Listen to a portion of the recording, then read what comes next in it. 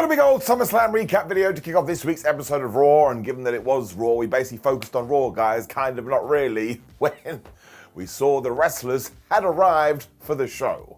I mean, I was a bit worried. You can't do anything without them. Also, hello, my friends, and welcome to Ups and Downs, the only wrestling review show you need because I watch wrestling so you don't have to. I'm going to give you a little bit of a spoiler today. This Raw was like, okay, there are certainly notable things to talk about, but it was a bit weird given that it was the follow-up to SummerSlam. That's what we're going to talk about, and this guy is going to do all the speaking as well. It's the finger of power, as we give the good bits an up and the bad bits a down. So, of course, Seth Rollins and his goobers came out to kick things off, and Paul Heyman was here, and he was like, oh my gosh, Seth Rollins, you are so great. I love you so much, but I tell you who I don't like, CM Punk and Roman Reigns. They're basically irrelevant now. But man, imagine you win the back and you were CM Punk and Roman Reigns, you'd be like, great, had a terrible weekend, thanks to SummerSlam, and now this. Although Roman didn't, he won. Rollins then got on the microphone and he was mad at Brooklyn and he was mad at New York City, saying, oh, you should have believed me and you need to stop doubting me because look, I am now the world champion because I always make good on my promises or something. He also turned to the locker room and said, shame on you for never backing me up too, when he started to talk about the fact he had a plan B, which of course was a ha-ha-he-he tie-back to when he screwed over the Shield. And that one is not really the same. I don't remember him going, oh, I'm injured and pretending. Then he just hit Roman Reigns in the back with a chair. I may have got this wrong, so do forgive me, but I'm pretty sure he said the only people that did know I was doing this was the wise man or the oracle, whatever the flub we call Paul these days, and my wife, of course, Becky Lynch, because we saw some videos of them together, which means he didn't tell Bronson Reed and he didn't tell Bron Breakker. So I'm going to guess eventually Bron Breakker turns around and goes, excuse me, ruff, I didn't like that. LA Knight then appeared as Mr. Exposition because he was like, listen, man, I know the real reason you faked an injury. You didn't need to do that to win the title because you already had the Money in the Bank briefcase, which actually is a very good point. You faked that injury because you were facing me at Saturday night's main event and you were terrified and knew you couldn't get me for the 1, 2, 3. Therefore, he wants a title shot as soon as possible. When Adam Pearce walked out, was like, I don't really have a plan for this evening, so you know what?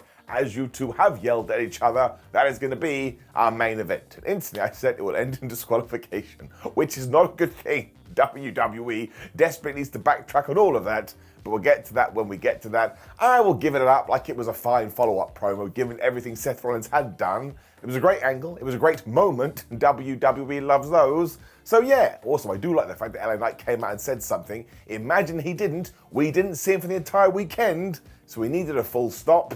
And we kind of get it later. Also, we kind of don't. But listen, for what we did go out there and do, giving it up. The Judgment Day then ran into the LWO in the back. And Dragon Lee was so mad because Dominik Mysterio called himself the King of the Luchadors. Now, if I was Dom, I would have been like, excuse me, Dragon Lee, you call yourself a dragon, so maybe you shouldn't come into my house and throw stones. It set up a match for later though, because you cannot insult somebody in that backstage area. But AJ Styles walked in and was like, you were a bit of a naughty boy at SummerSlam, so I'm still coming for your Intercontinental title. When we got to round 3 between Sheamus and Rusev, and listen, this is a copy and paste job from the last 2 times they did fight. I really enjoy them, they are 2 of my favorites in WWE, but the greater world doesn't seem to care. The way this finished, well, I just thought it was a little bit ludicrous. So we were getting all the moves because they are big men, slapping man meat, but there was lariats, and we're using barricade, and we're using the ring post, and we're using out of the announce table. And even though every now and then they would get in the ring, somebody would slap the other guy so hard they'd fall to the outside of the ring, so they just continue to fight. In this moment, that's all they could think about. Even if they had a water bill to pay, they're like, I'll do it later, I gotta punch this guy. We also got this really cool avalanche white noise, and again, they are large gentlemen. But eventually, when they were fighting outside of the ring, they totally forgot the rules of a match. And the referee was like, listen, dudes, I don't want to be that guy, but I've just counted to 10, which means this has to end in a count out. So I just do not understand this feud. We don't give them enough promo time. We don't really give them the room so they can actually explain where the hate does come from. Like, I know we've done it a few weeks ago, but you kind of have to update things here. That's how wrestling works, when eventually the useless wrestling security did come out to try and calm them down. And I'll let you know this, they did a terrible job, because throughout the evening, when people were also chilling out backstage, they'd look in the corner like parents and be like, can you believe it? Sheamus and Rusev are still fighting. So it really does put me in an interesting position because they are really fun to watch together. Like, they just pummel one another. So I guess I will give that an up, but you have to give it a down for a double countout. Like, it's just lame, especially in the third match, which means we're now going to do a fourth match, probably in Paris, and absolutely it's going to have a stipulation.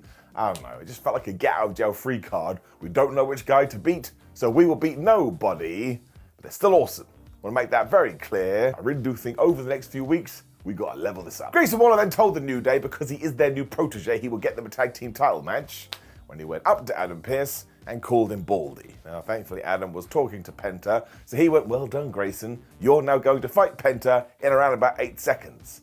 Much as I like Grayson Waller, I was like, good. And to be honest with you, Mr. Grayson, I hope Penta whoops your ass. Which is basically what happened. Like, Grayson made it very clear, I don't want to be here, mate. Penta was like, well, I do. And on behalf of my board brothers, I am going to smack you around for a while. And he did. Of course, the New Day eventually came to the ring, though, to smack a one on the dick board, because they were casting distractions. But they did get on commentary, and man, they are so damn funny. And the hat that Xavier Woods was wearing, don't come into my house and tell me that him and Kofi Kingston aren't some of the most entertaining people to ever grace the hallways of pro wrestling. Where on earth did he get this headwear? Like, it was just so damn big. I have been giggling about that all morning. He also continued to grieve their tag team title loss, which I find funny, when Penta was doing backbreaker bulldog combo. But essentially, Grayson Waller went for an elbow, he missed, he got super kicked, he got hit again. He was all wibbly wobbly, like he was playing WWF No Mercy. Penta was like, all right, he hit the Mexican Destroyer, and he got the 1, 2, 3. So it is nice we're focusing more on Grayson Waller, but that boy got whooped. The absolute highlight, though, was after this, because of course the New Day tried to interfere, but Penta got the hat, and he put it on his head. All the Tekken jokes have already been made, so I'm not going to steal them. When he did do a dive to finish this off, I mean, it did make Penta look like a badass, but these heels, do they understand the job, or do they understand the job? So I am giving it an up. Sometimes entertainment triumphs all. That's what happens here. I had a flipping good time. Long live the New Day. This is when we saw Alexa Bliss and Charlotte Flair walking in the back together as tag team champions, but they got interrupted by Sheamus and Rusev, who were still scrapping, and these security guards were so bad. I'm like, how haven't you stopped this? I understand they're absolute beasts, but I don't know, use a bat or something. Which is when we got to the Naomi promo, and listen, this is not her fault. I presume it was a Netflix issue, but half of this was the greatest thing of all time. She was like, man, I told you I was going to win at SummerSlam, and I'll beat anybody up, including Stephanie Velcro at Clash in Paris. That is the best name change since Santino Marella. Then it just cut off, right? I don't know whether this was meant to happen, whether it was an accident. And we came back, everybody was talking about John Cena and Cody Rhodes. I was like, man, this is Naomi, the women's champion. And she just said a very, very funny line, and I wanted to see it continue. So look, Stephanie Velcro gets an up. That is goofy wrestling for life. And Naomi right now is on course to be my favorite new character of 2025. But you gotta give her down for whatever this was. It was just so abrupt to the point I kept rewinding. I was like, no, it happened again. I'll do it one more time, no, it happened again. Then I realized I was wasting my life. I want to be on my deathbed going, remember that Tuesday or Monday, whatever, when I rewound Raw 7,462 times? It's not a way to live. Don't do this again. This is when Michael Cole brought up Brock Lesnar as well and said that he talked to Nick Khan and Triple H, and they said they reached out to Brock a few weeks ago and said he should come home. Now listen, all I'm going to tell you to do is go watch my Night 2 Ups and Downs SummerSlam review. I get into all my thoughts there. But I do obviously understand if this has left a bad taste in your mouth. When Charlotte Flair and Alexa Bliss did come to the ring, and man, do I love these guys. Charlotte especially is just so damn happy. And she said that. It's like, you're so nice to me and I really appreciate it. And thank goodness I found Alexa Bliss. She is my but she couldn't say friend, right? And Alexa was like, man, you should call me your friend. And Charlotte's like, I can't do it.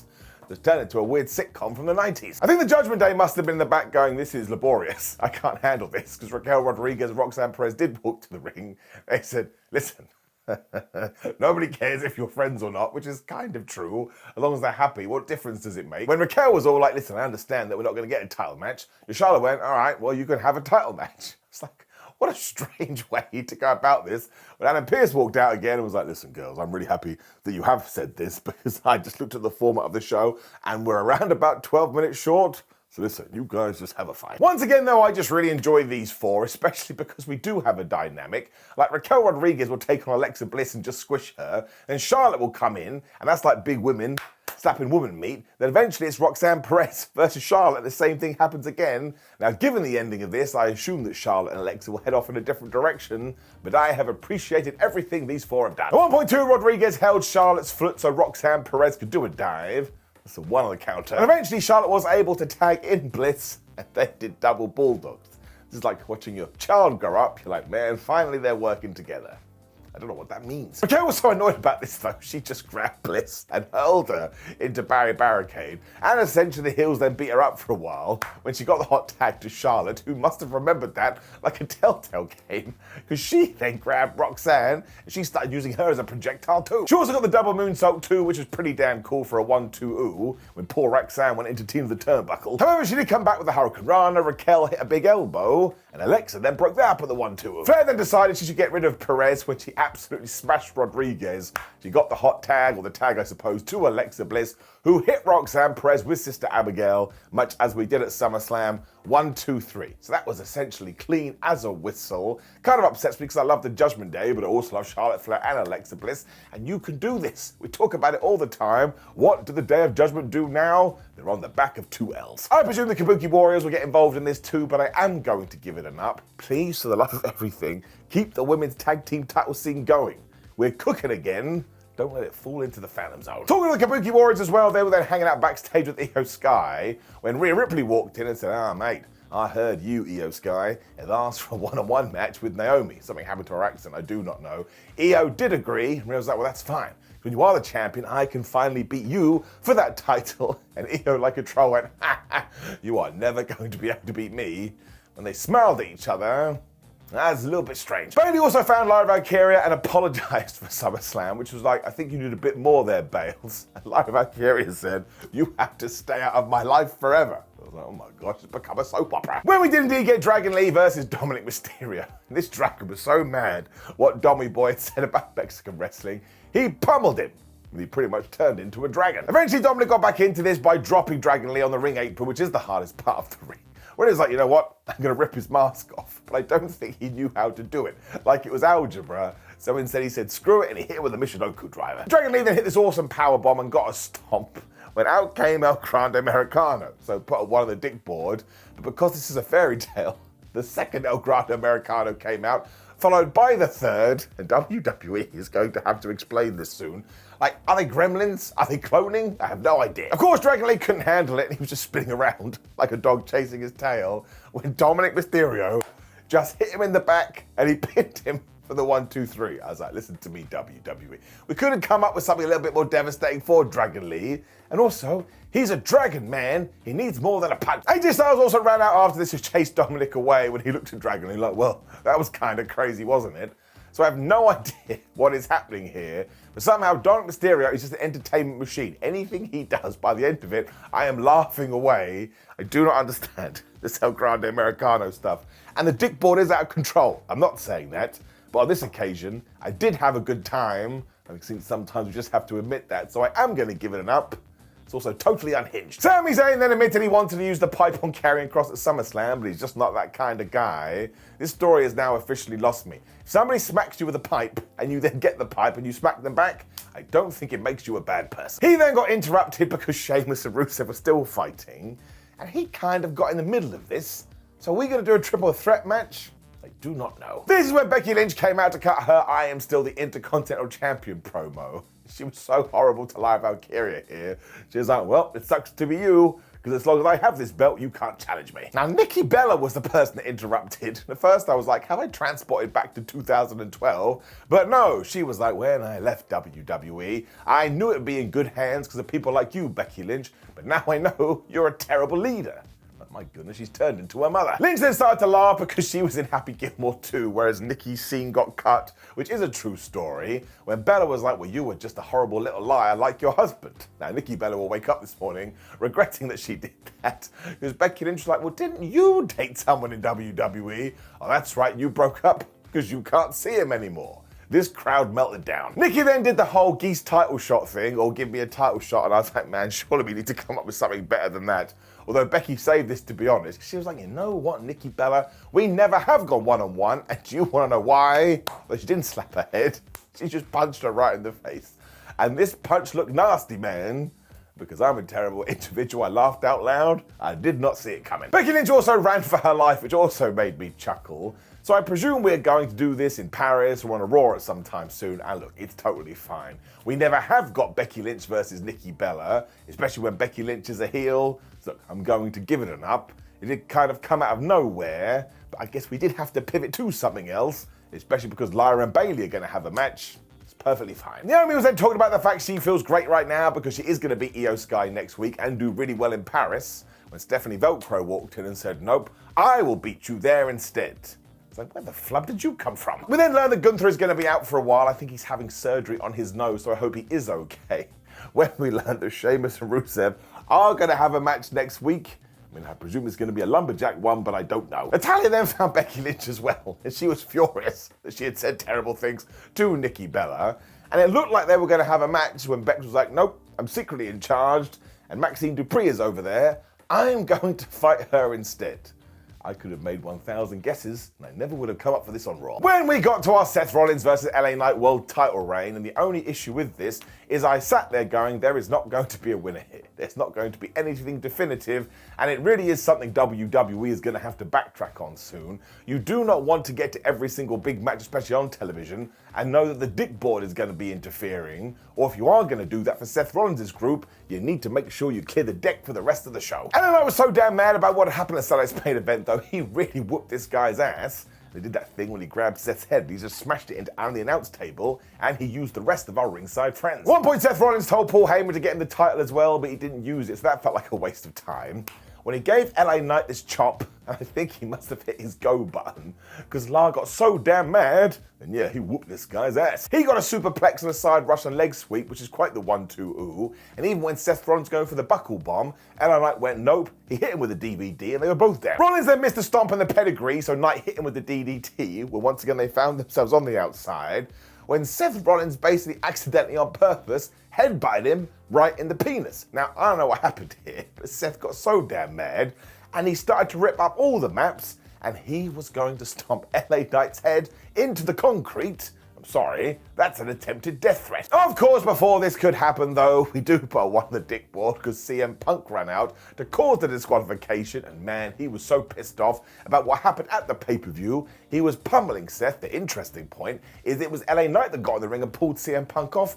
He was like, you absolute schmuck. You've just cost me this match, I've been DQ'd. Now, I should have mentioned, sorry, I totally forgot this, that Adam Pearce at the start of the show had said, oh, Bronson Reed and Bron Breakker, you are banned from ringside. But of course, now the match was officially over, so out came the Bronsons, and they totally wrecked these people when WWE did that thing they sometimes do, but it was cool. They acted like Raw was going to go off the show. We had all the credits when Roman Reigns is hit.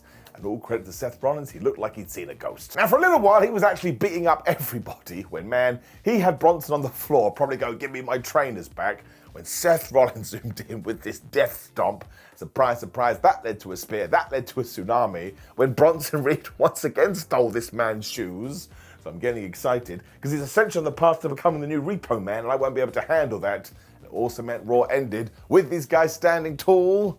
And given what did happen at SummerSlam, well, you probably need to do that. Let's just count them, 1, 2, 3 on the good guy's side, and 1, 2, 3 on the bad guy's side. I smell a 6-man tag. So I'm going to give most of this an up because the chaos and carnage at the end was fun, but that disqualification actually made me go, well, what a lame finish. This was on the same show we had a double count out too, and almost every single match had distraction, interference, or confusion. It's running amok in WWE, and they are using it as a get out of jail free card. You can just feel it now, so yeah, that part does get down.